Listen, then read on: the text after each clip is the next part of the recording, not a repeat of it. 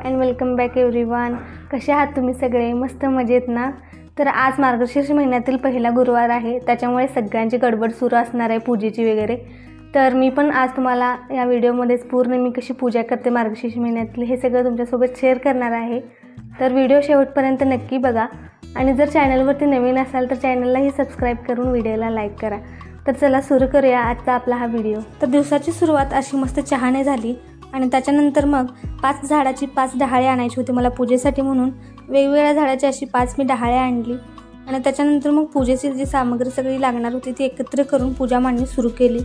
तर सुरुवातीला असं हिरवं कापड अंथरलं, त्याच्यावरती तांदळाची रास घातली आणि मग आपल्या मंगल कलशाची स्थापना केली 5 डहाळे घालून। त्याच्यानंतर इकडे तांदूळ आणि हळदी कुंकू घालून असा दिवा प्रज्वलित केला आणि त्याच्यानंतर मग पूजेला सुरुवात केली। कोणत्याही पूजेच्या सुरुवातीला असा दिवा प्रज्वलित करायचा आणि त्याच्यानंतर पूजेला सुरुवात करायची। तर इथे मी नारळाला हळदी कुंकू लावला आणि त्याच्यानंतर जो माझ्याकडे लक्ष्मीचा फोटो आहे तो पण छान पुसून त्याची हळदी कुंकू लावून पूजा केली। तर माझ्याकडे असणाऱ्या लक्ष्मीच्या फोटोमध्ये सरस्वती माता आणि गणपती हे दोन्हीही देव त्याच्यामध्ये आहेत, म्हणून मला गणपतीची अशी वेगळी स्थापना करायला लागत नाही। आता लक्ष्मीच्या फोटो पुढे विड्याची मांडणी करायची, त्याच्यासाठी मी इथे खाऊची पानं ठेवलेत 5 ठिकाणी आणि त्या पानांच्या वरती मी घालणार आहे खोबरं, सुपारी, हळकुंड, खारीक आणि बदाम। ह्या 5 गोष्टी त्या पानांच्या वरती 5-5 ठिकाणी ठेवायच्या आणि त्याच्यानंतर त्याचीही हळदी कुंकू लावून अशी पूजा करायची। तर अशी पूजा प्रत्येक वेळी मी करत असते आणि काही फळे असली तर तेही सुद्धा पूजेमध्ये समावेश करायचा त्याचा आणि पंचामृत बनवायचं।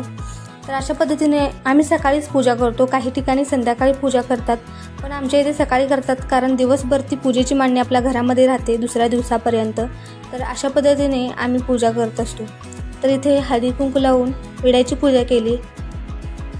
तर ह्या मार्गशीर्ष महिन्यातील गुरुवारचा उपवास आम्ही चौथीला असल्यापासून करतो।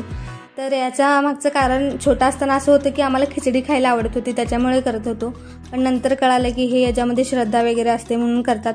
तर तेव्हापासून आम्ही जो करतोय तर आजपर्यंत मी करतच आले हा गुरुवारचा उपवास। त्याच्यानंतर मग कॅलेंडरच्या मागे असणाऱ्या महालक्ष्मीच्या व्रताची कहाणी वाचली आणि त्याच्यानंतर देवीची आरती केली आणि परत मला स्वयंपाक करायचा होता म्हणून त्याच्यासाठी गेले। उपवास आहे माझा आणि अंतराच्या पप्पांना पाहिजेत शाबूवडे, तर मी साधी खिचडीच बनवणार होते पण त्यांना पण हवंय म्हणताना मग म्हणलं शाबूवडे बनवूया। तर आज बनवतच आहे, तर रेसिपी पण तुमच्यासोबत शेअर करते। तर चला बघूया मी कसे शाबूवडे बनवते ते।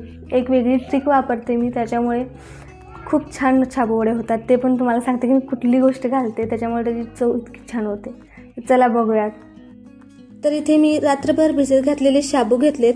रात्रभर भिजवल्यामुळे हे छान भिजलेत आणि अगदी मऊ झाले आहेत, त्याच्यामुळे शाबूवडे खूप छान होतात। आणि इकडे शेंगदाणे भाजून त्याचं असं भरड कूट करून घेतले। अगदी बारीक केलं तर ते चव लागणार नाही, त्याच्यासाठी थोडंसं मोठं घेतले। इकडे मिरच्या घेतल्यात बारीक चिरून आणि तिथे 3 बटाटे सोलून घेतलेत आणि त्याच्यानंतर एक अर्धा लिंबाचा रस घालायचा आहे। हा लिंबाचा रस घातल्याने त्या पूर्ण शाबूवड्याला एक वेगळीच चव येते आणि हाच तो गेम चेंजर पदार्थ आहे यामधला।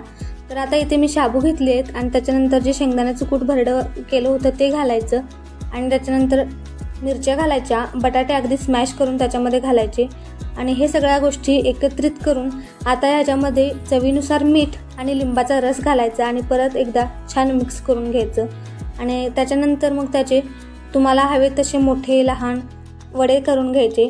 आणि वडे तळताना काय होतं, जर आपण त्याच्यामध्ये होल नाही केलं तर वडा फुटतो आणि तेल वगैरे आपल्या हातावरती उडण्याची शक्यता असते, म्हणून जेव्हा आपण तो वडा बनवतो तेव्हा त्याला मेदूवड्याचा शेप द्यायचा आणि मध्ये असं होल करायचं, जेणेकरून तेल आपल्या अंगावरती उडणार नाही आणि वडा फुटणार नाही।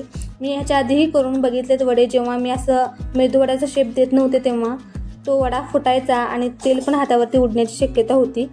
तर अशा पद्धतीने मी सगळे वडे बनवून घेतलेत। इथे जवळपास 14 ते 15 वडे झाले होते आणि त्याच्यानंतर त्याला एकदम जास्त तेल कडक करायचं आणि त्याच्यानंतरच ते वडे त्याच्यामध्ये तळायचे। जर गॅस कमी असेल तर ते वडे चांगले होणार नाहीत। तेल अगदी कडक केल्यामुळे अगदी कुरकुरीत झाले होते शाबूवडे। सगळ्यांनी बसून शाबूवडे खाल्ले आणि त्याच्यानंतर मग अंतराला शाळेत सोडून आले आणि जे राहिलेली कामं होती भांडी घासायची ते करायला लागले होते। आणि उपवासाचा दिवस आहे तरी सुद्धा माझा पूर्ण हा जाळी भरले आहे पूर्ण भांड्याने, इतकी भांडी होती धुयाला। आणि उपवासाच्या दिवशी तर जास्त वेगवेगळे पदार्थ बनवायच्या नादात खूपच भांडी पडलेत। मग पटपट ती आवरून घेतली आणि अंतराला पण शाळेतून आणायचं होतं म्हणून इकडे मला दुपारच्या जेवणासाठी खिचडी बनवायची होती. मग नंतर बटाटा घालून छान खिचडी बनवली, कारण आमच्या अंतराला त्या खिचडीमधला बटाटा खूप आवडतो. आणि खिचडी बनवून झाल्याच्या नंतर अंतराला शाळेतून आणलं आणि मग दुपारला जेवत होते मी खिचडी आणि दही. तर आमच्या अंतराला सुद्धा खिचडी आणि दही खायची होती. मग ती पण बसून आमच्यासोबत खिचडी दही खाल्ली. आणि आम्हाला जेवता जेवता महादेव बघायची खूप सवय लागली, त्याच्यामुळे आम्ही महादेव बघत बघत जेवण केलं आणि मग दुपारी अंतराला झोपवलं, कारण संध्याकाळी जेवायला बाहेर जायचा प्लॅन होता आणि जर ती दुपारी नाही झोपली तर रात्री खूप रडते, म्हणून तिला दुपारी छान झोपवलं आणि मग आम्ही गेलो होतो जेवायला. तर आज आम्ही आलो होतो बेडकमध्येच असणाऱ्या सुगरण गार्डन प्युअर व्हेज हॉटेलला. आणि आमच्या अंतरा इथं आलेला चिल्ड्रन्स पार्क होता तिथे, त्याच्यावरती खेळत होती आणि ते जेवढ्या गोष्टी आहेत त्या सगळ्या गोष्टींवरती तिला बसून एन्जॉय करायचं होतं. आणि आम्ही कुठेही जातो ना तेव्हा तिला जास्त खेळण्यामध्येच इंटरेस्ट असतो. त्याच्यानंतर त्या छोट्या बाळांसाठी असणाऱ्या पाळण्यात सुद्धा ती बसली.